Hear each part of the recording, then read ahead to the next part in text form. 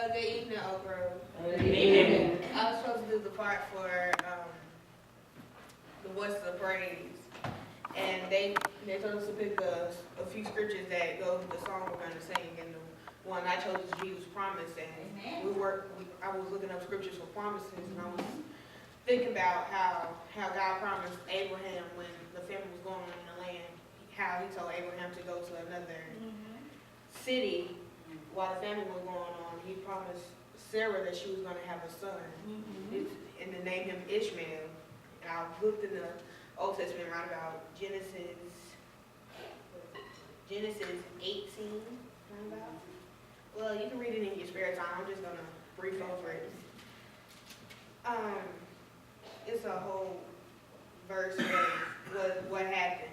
And Sarah doubted God for what he was actually getting ready to do in her life.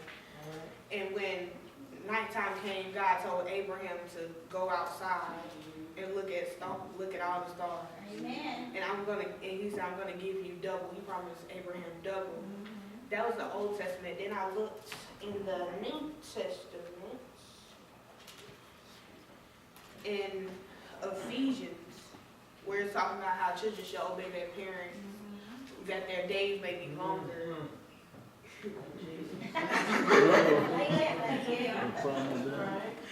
Amen. This is from about Ephesians 6,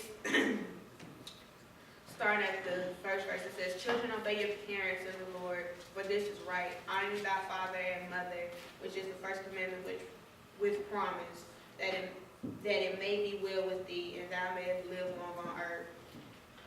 And ye father, provoke not your children to wrath, but bring them in the nurture and thank you for the word of the Lord." And basically, that's my presentation for the Voices of Praise. Promise.